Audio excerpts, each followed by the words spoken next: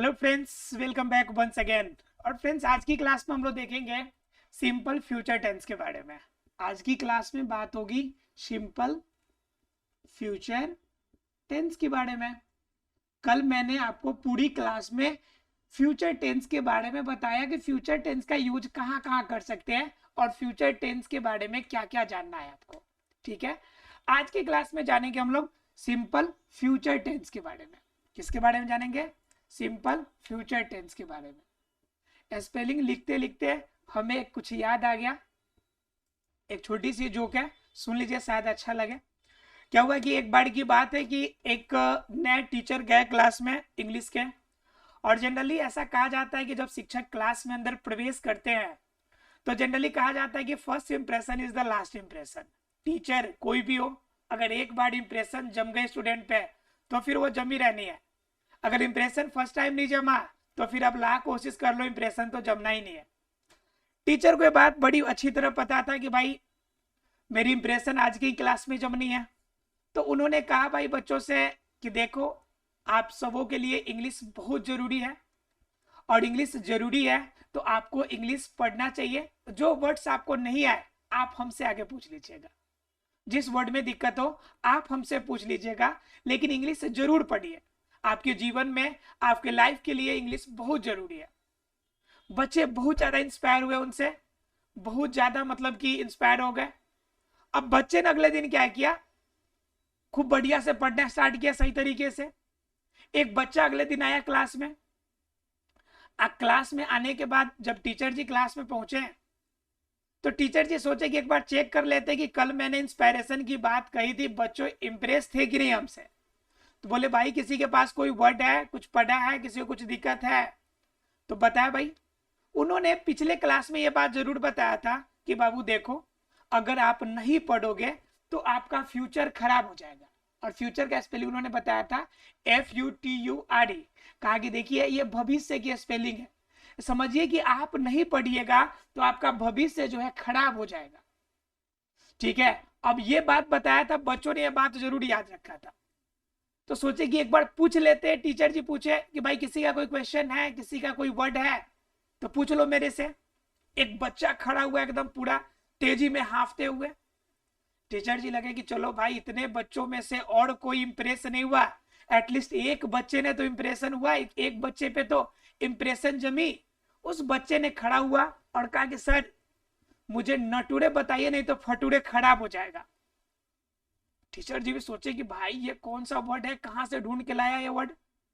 तो कहा भाई कि जल्दी से सर नटूरे बताइए नहीं तो फटूरे खराब हो जाएगा। सर ने पूरी कोशिश करी, पूरी ट्राई करी, पूरी डिक्शनरी ढूंढ ली, वो वर्ड नहीं मिला उन्हें। जब वर्ड नहीं मिला बेचारे बड़ी शर्मिंदा थे। फिर वो क्लास छोड़ के चले गए। फिर अगले पीरियड में आए, फिर बच्चे ने कहा कि सर प्लीज जल्दी बताइए, नटूरे बताइए नहीं तो हमारा फटूरे खराब हो रहा है। अब बेचारे अगले पीरियड में आए, फिर बच्चे ने सेम क्वेश्चन किया, बच्चे की टीचर की हालत खराब। अब क्या करे हो, लास्ट में कहेगी एक काम करो बेटा, तुम क्वेश्चन लेके आओ जरा मैं देखो। अब बेचारे पूरी हालत खराब है, पूरी डिक्शनरी, पूरी ऑफिस की डिक्शनरी छान मार ली, आंसर मिला नहीं है कहीं भी। फिर भी टीचर ने हार नहीं माना, कहा कि भाई अब तुम नहीं हार मानोगे तो ले आओ देखते कि कौन सा वर्ड है। इतना खतरनाक वर्ड किसी डिक्शनरी में नहीं मिला मुझे। जब ला के वो देखते हैं तो वर्ड लिखा था नेचर, NATURD। बेचारे ने पढ़ा था इसी को नटूरे। कहा कि नटूरे बताइए नहीं तो फटूरे खराब होगा। फटूरे का मतलब क्या? फ्यूचर। कह रहे कि नेचर का स्पेलिंग बता दीजिए नहीं तो हमारा भविष्य खराब हो जाएगा। टीचर ने जब देखा तो देख के उनका भी हालत खराब कि रे बेवकूफ, जब तुम्हारा नेचर लिखा था तो नेचर पढ़ता, तुम नटूरे नटूरे पढ़ रहे हैं, हमको पूरा परेशान कर दिया उस समय से। तो हो जाता है कभी कभी, क्या हो जाता है कि वर्ड्स जब भी होते हैं थोड़ा सा प्रोनाउंसिएशन में दिक्कत हो जाता है। ये बात फ्यूचर टेंस की थी इसलिए मैंने आपको बताई।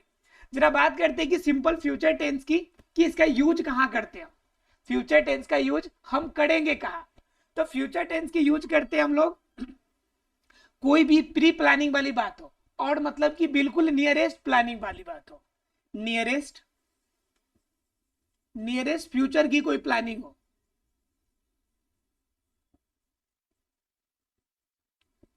नियरेस्ट कोई फ्यूचर की प्लानिंग हो, मतलब तुरंत अभी आपने कोई काम करना है।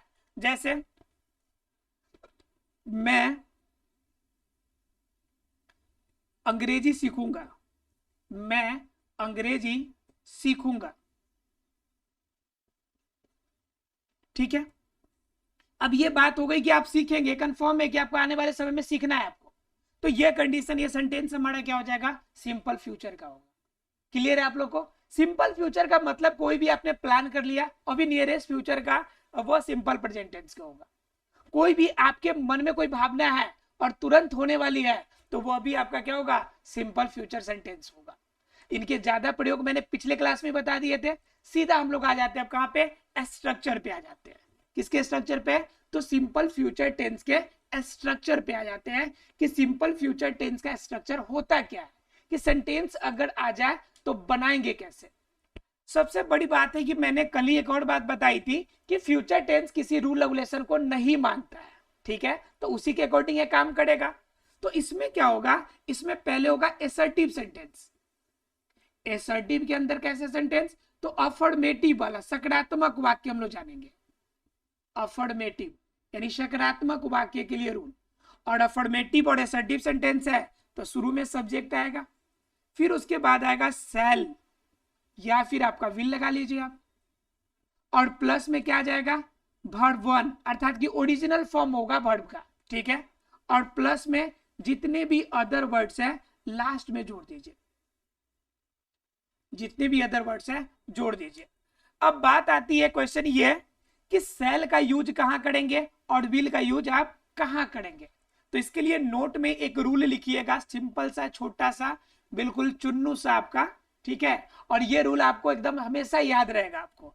इसमें क्या करना है, सिर्फ आई और वी इस दोनों के साथ सेल का इस्तेमाल होगा, और बाकी जितने बच जाएंगे सभी में यूज किसका कीजिएगा आप, विल का। आई और वी को छोड़ाकर जितने भी बचेंगे उन सभी में किसका यूज करना है आपको, विल का यूज करना है। सिर्फ आई और वी में सेल लगेगा, लेकिन ध्यान रखिएगा कि इस सेल का यूज के जगह पे कभी कभी आप विल का यूज भी कर सकते हैं। ठीक है, कब करेंगे, देखिए मैंने बताया कि जनरली आई वी के साथ सेल लगता है, लेकिन आपकी अगर इच्छा हो तो आप विल का यूज भी करेंगे। लेकिन विल के यूज करने से पहले एक कंडीशन है कि भाई अगर जो वादा कर लिया वो वादा नहीं तोड़ना है, सीधा सा बात है। कंडीशन यही है कि जो वादा किए हम वादा आपको नहीं तोड़ना है। अब आप सोच रहे होंगे वादा क्या करना भाई, और तोड़ने की क्या बात, मतलब क्या कि जो आपने कमिटमेंट कर दिया और वो कमिटमेंट किसी भी तरह से आप तोड़ने वाले नहीं है, तब किसका यूज कीजिएगा, तब विल का यूज कीजिएगा। एग्जाम्पल जरा देखिए, जब खूब गुस्सा होते हैं, मान लीजिए किसी से झगड़ा हो जाता है और कहते हैं आपकी चलो तो बेटा तो आज रास्ता में आज पिटवे कदम तड़ा के एकदम पीटेंगे फिक्स है। अब बात ये हो गया कि हम आपको पीटेंगे फिक्स है, अब ये कंफर्म हो गया कि पीटना तो फिक्स है, पीटना ही है, अच्छा जो हो जाए। तो ये बात क्या हो गया, कंफर्म हो गया। तो उस समय कहिएगा आप I will beat you, I will beat you.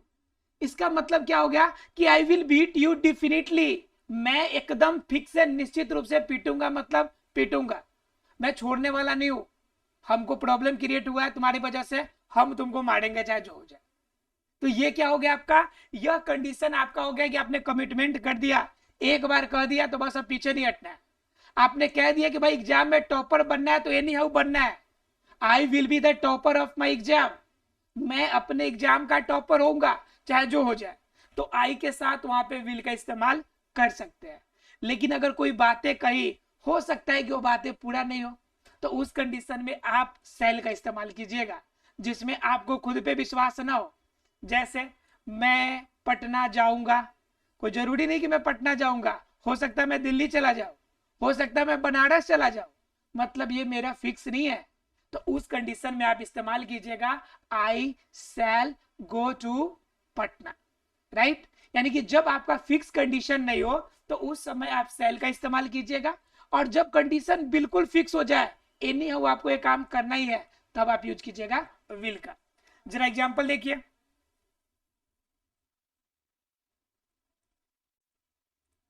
एक एग्जांपल जरा देखिए, देखिए एग्जांपल में क्या,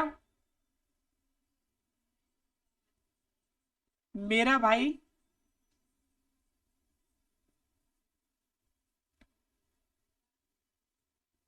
दोपहर तक सोता रहेगा अगर कोई से ना जगा, आप लोग में से बहुत सारा होगा, सोता रहेगा अगर उसे ना जगाओ, अगर उसे नहीं जगाओ,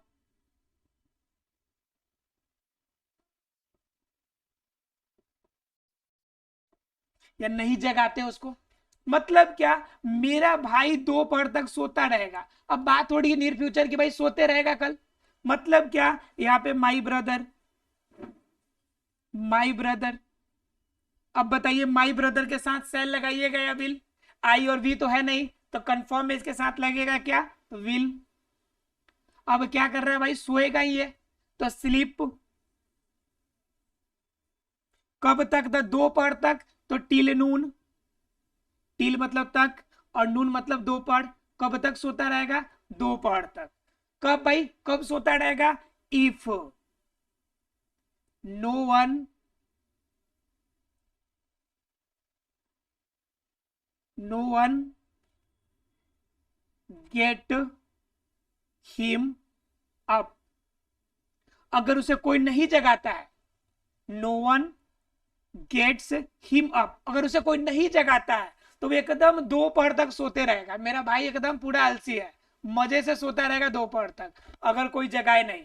तो ये सेंटेंस भी आपका क्या होगा, ये हो गया आपका अफर्मेटिव का। इसमें आपने क्या किया, पहले सब्जेक्ट का यूज किया और सब्जेक्ट के बाद क्या करे, सेल या विल, तो आपने विल इसका यूज किया।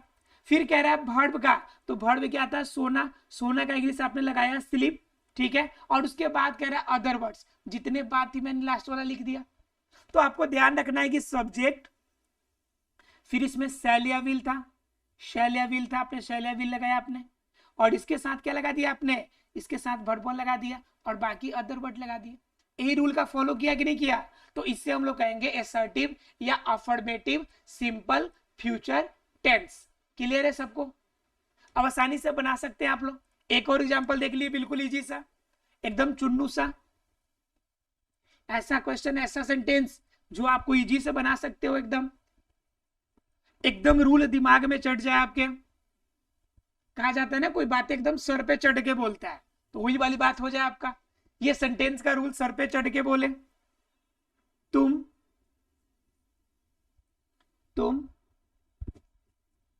बाजार जाओगे, बाजार जाओगे, सीधी सी बात है भाई, मर्जी है तो जाओगे ही। तो क्या लगाएंगे यहाँ पर, सब्जेक्ट कौन है, तुम, यू, यू के साथ क्या लगाइएगा, आई वी तो है नहीं, तो विल लगाइएगा आप, तो विल लगा लीजिए। और विल के बाद कहता है भर्ब लगाने के लिए, तो जाना भर्ब, तो गो हो जाएगा। और बाजार का क्या हो जाएगा इंग्लिश, मार्केट। बोलिए बन सकता है कि नहीं बन सकता, वेरी इजीली, मतलब बिल्कुल आसानी से बन सकता है, कोई चांस ही नहीं प्रॉब्लम की इसमें। तो चलिए अब देखते हैं, ये तो क्लियर हो गया अफर्मेटिव का। अब जरा बात कर लेते हैं गोल्डन रूल वाला निगेटिव सेंटेंस की। क्लियर है, अब बात करेंगे हम लोग निगेटिव सेंटेंस की। निगेटिव मतलब सीधा गोल्डन रूल। गोल्डन रूल हमारा क्या कहता है निगेटिव का, थर्ड नंबर पे क्या लेके आ जाओ भाई, नोट लेके आ जाओ, क्वेश्चन सॉल्व हो जाएगा। नोट में पहले लगा दिया, नोट कितना नंबर पे, थर्ड नंबर पे। अब जरा समझिए, शुरू में हो गया हमारा सब्जेक्ट, सब्जेक्ट के बाद सेल या विल हमने लगाया, क्योंकि ये तो सब में सेल या विल लेगा। अब सेल विल लगा लिया तो पहले नंबर पे तो सब्जेक्ट ही आ गया, दूसरे पे सेल विल आ गया, और तीसरा अपना जगह बुक करके रखा है कौन, नोट। तो इसके बाद कौन आएगा, तो इसके बाद आएगा आपका वर्ब वन, ठीक है, और उसके बाद आ जाएगा आपका अदर वर्ड्स, जितने भी अदर वर्ड्स हैं। ठीक है, क्लियर है आप सबको। अब बात आती, कोई कह दिया कि तुम नहीं नाचोगे, शादी विवाह का पूरी जश्न का माहौल है, और पापा कह दिए कि भाई जो कुछ भी हो जाए तुमको नाचना नहीं है, सबके सामने इज्जत की ऐसी तैसी नहीं करानी है। अब आपके मन में पूरी मजे है एकदम कि एकदम नाचेंगे हम, छोड़ेंगे नहीं। अब पापा कह दिए कि तुम नहीं नाचोगे, है ना। अब जरा समझते हैं कि नहीं नाचोगे कैसे बनाएंगे, और फिर बात करेंगे कि आप नाचोगे तो कैसे बनाओगे। ठीक है, तुम नहीं नाचोगे, तो भाई तुम का इंग्लिश क्या हो जाएगा, सब्जेक्ट, तो यू। क्लियर, उसके बाद कह रहा है सेल या विल एक लगा दीजिए, तो बताइए यू के साथ क्या लगाइएगा, आई और वी के साथ सेल, उसके अलावा जो बच गया सबके साथ विल। तो आई विल। और तीसरा नंबर किसके लिए जगह बुक है, तो नॉट के लिए, तो आई विल नॉट। और नाचना का इंग्लिश डांस। क्लियर है? तो मतलब क्या हो गया, I will not dance. Clear है? तो ये क्या हो गया आपके, ये आपका बन गया निगेटिव सेंटेंस। अगर आपका फिर भी मन है कि आप नाचोगे तो इसको बना लीजिएगा सेंटेंस अफर्मेटिव में, मैं तो नाचूंगा ही, मैं तो नाचूंगा ही। अब इसको इसको बनाइए, नाचूंगा ही। अब एकदम बना लिए, एकदम नाचेंगे अब चाहे जाए हो जो हो जाए। तो उस कंडीशन में बात श्योर हो गई कि हम नाचेंगे चाहे जो हो जाए। तो क्या हो गया, आई। अब बताइए आई के साथ सेल लगाइएगा कि विल। अब एकदम फिक्स है कि पापा पीटे डांटे बोले कुछ वो करे, अब नाचना फिक्स है। तो क्या हो गया, आई के साथ लगाइएगा विल, और विल के बाद लगाइएगा वर्ब वन अर्थात की डांस, मतलब कि आई विल डांस। अब पार्टी दोस्त की है, अब इसमें अब रुकने वाले नहीं है, पैर मेरा थमेगा नहीं भाई, मैं नाचूंगा। तो ये बन जाएंगे आपका अफर्मेटिव। और निगेटिव बनाइएगा तो इसी में आपको नोट लगा देना है कि आपको नाचना नहीं है, आपके पापा का आदेश। और आपने प्लान बना लिया कि भाई पापा जैसे उधर गए साइड हुए कि बस मेरा नाचना शुरू। क्लियर है? तो ये क्या हो गया आपके निगेटिव सेंटेंस। जरा बात कर लेते हैं अब इंट्रोगेटिव सेंटेंस की, राइट। तो इंट्रोगेटिव सेंटेंस के अंदर दो चीजें होती है, मैं बार बार आपको बताता हूं। तो इंट्रोगेटिव में दो कौन से केस होते हैं, एक ऐसा केस जिसके अंदर आप बात करते हैं हाँ या ना की, आंसर हाँ में मिलेगा या ना में। जैसे क्या तुम स्कूल जाओगे, क्या तुम आज स्कूल जाओगे। फ्रेंड कोई पूछता भाई स्कूल जाना है आज, आप कहते हैं कि ना ना आज मूड ना है, मम्मी को बोल दिए कि मेरा सर दर्द कर रहा है आज नहीं जाएंगे एकदम। ठीक है, तो वो बहाना हो गया आपका। और ये सीक्रेट वाला बहाना है, केवल आप और हम समझ रहे हैं बात, है ना जी। अब सर दर्द के लिए कोई मशीन तो है ना कि चेकअप करेगा। अब कह दीजिए मम्मी बड़ी जोर से पेट दर्द कर रहा है, कोई मशीन है नहीं कि चेकअप होगा। अब मम्मी बेचारी प्यार करती है, इमोशनल ब्लैकमेल हो गई, अच्छा बेटा आज रहने तो कल चले जाना। आप भी खुश, अब मम्मी भी खुश। बात समझ में आ रही है? चलिए कोई बात नहीं है, सीक्रेट बहाना है आपका। तो देख लेते हैं हम लोग इंट्रोगेटिव के बारे में। इंट्रोगेटिव सेंटेंस, तो इंट्रोगेटिव में दो तरह की बातें मैंने बताई आपको। एक कैसा कि जिसके अंदर कोई बातें हाँ या ना में जवाब देने वाला हो। क्या तुम मुझे बुलाओगे। अब पार्टी की बात हो रही है, बर्थडे है भाई, बुलाओगे कि नहीं बुलाओगे बताओ। क्या तुम मुझे बुलाओगे। अब पार्टी रूम पे है, खूब बढ़िया जबरदस्त पार्टी है घर पे, अब बुलाओगे कि नहीं बुलाओगे। और तुम क्या बोलोगे, मैं तुम्हें क्यों बुलाऊंगा भाई, तुम अपने शादी में नहीं बुलाया था, तुम अपने घर, तू अपने बर्थडे में हमको नहीं बुलाया था, मैं तुम्हें क्यों बुलाऊंगा, मैं क्यों बुलाऊंगा तुम्हें भाई। तो बात दो केस हो गई कि ये पूछ रहा है कि क्या तुम बुलाओगे, और एक केस हो रहा है कि मैं तुम्हें क्यों बुलाऊंगा, अपने बर्थडे में तो हमको केक नहीं खिलाया है तो मैं भी नहीं खिलाऊंगा। तो उस कंडीशन के लिए आपके दो केसेस बन जाते हैं। तो पहले केस को सॉल्व करने का तरीका होगा कि इसमें पहले सेल या विल लगाया, ठीक है, और उसके बाद आप लगा ले सब्जेक्ट, और सब्जेक्ट के साथ आपका वर्ब वन लगेगा ही, और उसके बाद जितने भी अदर वर्ड्स है वो अदर वर्ड शामिल कर लीजिए। जब बीच में क्वेश्चन वाला शब्द आ गया तो उसको बाहर निकालना पड़ता है, WH वर्ड बाहर लेके आ जाइए, WH वर्ड को बाहर लेके आ जाइए। और बाहर लाने के बाद क्या हो जाएगा, WH वर्ड बाहर आ गया। अब बाहर आने के बाद अब उसके बाद शैल या विल का यूज कीजिएगा, शैल या विल का यूज कीजिएगा। शैल विल के बाद किसका यूज कीजिएगा, सब्जेक्ट का, फिर वर्ब वन का, और लास्ट में किसका यूज कीजिएगा, तो ऑब्जेक्ट का यूज, यानी कि अदर वर्ड्स का इस्तेमाल कीजिएगा। अब जरा सेंटेंस को बनाइए। तो शैल या विल लगाना है तुम के लिए, तो तुम के साथ शैल लगेगा या विल लगेगा, तो यू है, यू के साथ विल अर्थात कि विल। उसके बाद कह रहा है सब्जेक्ट लगा दो, तो विल यू। उसके बाद कह रहा है वर्ब, तो बुलाने की बात हो रही है तो कॉल, और मुझे की बात मी। अब जरा गौर कीजिएगा कि अगर पार्टी की बात होगी तो कॉल के जगह पे आप किसका इस्तेमाल कीजिएगा, इनवाइट का। कह रहा विल यू इनवाइट मी, ध्यान रखिएगा। अगर कहीं पे इनविटेशन की बात हो, किसी पार्टी की बात हो, ठीक है, तो उस कंडीशन के लिए। उसके बाद क्या कह रहा है कि मैं तुम्हें क्यों बुलाऊंगा, तो इसमें क्यों वाले वर्ड है उसको बाहर निकाल लीजिए, वाई, ठीक है। उसके बाद शैल या विल में से एक लगाइए, तो मैं के साथ क्या लगेगा, शैल ही लगेगा जनरली, तो शैल। अगर एकदम फिक्स हो गया कि नहीं ये बुलाना है तो विल भी लगा सकते हैं आप, ठीक है। Why shall I invite you, कि मैं तुम्हें क्यों बुलाऊंगा, तो इस कंडीशन में आप ऐसे बनाएंगे। और जब क्या तुम मुझे बुलाओगे, तो इस कंडीशन में हम ऐसे पलट के बनाएंगे। आशा है फ्रेंड्स सिंपल फ्यूचर टेंस आपको बिल्कुल क्लियर हो गया होगा। चलिए क्लियर है तो मिलते हैं अगले क्लास में, तब तक के लिए thank you very much friends.